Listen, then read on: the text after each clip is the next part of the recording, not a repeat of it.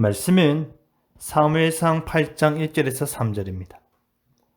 사무엘이 늙음에 그의 아들들을 이스라엘 사사로 삼으니 장자의 이름은 요엘이요 차자의 이름은 아비야라. 그들이 브엘세바에서 사사가 되니라. 그의 아들들이 자기 아버지의 행위를 따르지 아니하고 이익을 따라 뇌물을 받고 판결을 굽게 하니라. 엘리가 늙었을 때 그의 아들들이 방탕히 행하였듯이 사무엘이 늙게 되자 그의 아들들 역시 엘리의 두 아들과 별반 다를 바가 없었습니다. 사무엘은 아마도 한 50살 정도 된 것으로 보였는데 그의 아들들을 이스라엘의 사사로 삼았는데 그들도 아버지와 달리 문제를 일으켰는데요. 반드시 따라야 할 행위라는 제목으로 말씀이 주는 견을 함께 나누겠습니다.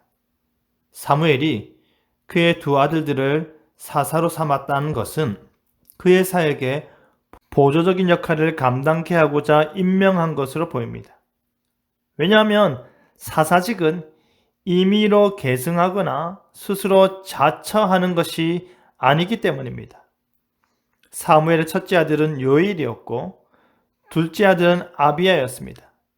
여호와는 하나님이시다 요엘과 여호와는 아버지시다의 아비야란 이름의 두 아들은 사무엘이 그들에게 이름을 붙였던 그 마음과 바램과는 달리 자란 듯 보입니다. 이들이 브엘세바에서 사사가 되었습니다. 이스라엘의 최남단에 위치한 이곳에 두 아들을 보조 사사로 임명한 이유는 사무엘이 이제 노년의 나이 때문인 것으로 보입니다.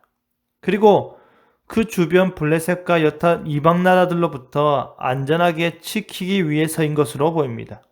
그런데 문제는 그들이 그들의 아버지인 사무엘의 행위를 따르지 않았다라는 사실입니다.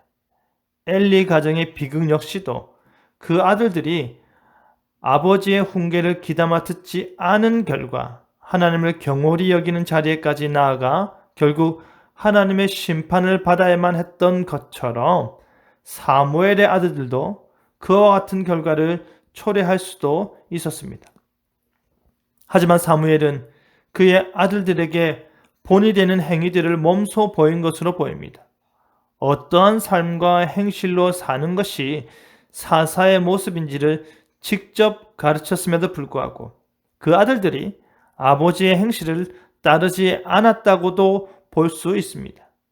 사무엘이 아들들 교육을 위해 얼마나 많은 노력을 하였는지 정확히 알 수는 없지만 아들들의 불순종은 명백하게 나타나는 것 같습니다. 아들들은 사사의 주된 역할인 판결을 담당하는 일에 있어서 부정을 저질렀습니다. 그들은 뇌물을 받고서는 판결을 뇌물을 준 사람에게 유리하게 판결하였습니다. 재판관으로서의 사사가 가져야 할 가장 기초적인 금기사항인 뇌물수수에 적극적이었던 것입니다.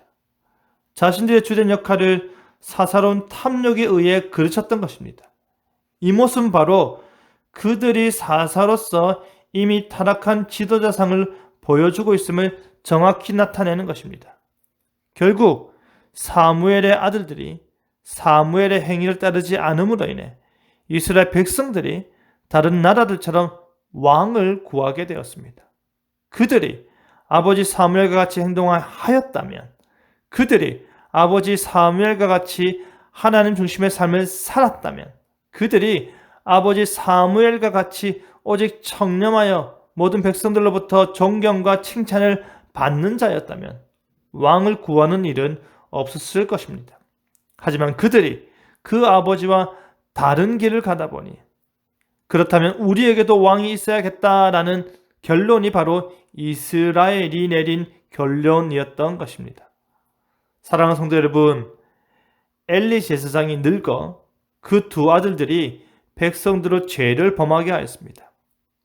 사무엘 선지자가 늙어 그 두 아들들이 아버지 사무엘의 행위대로 행하지 않았습니다.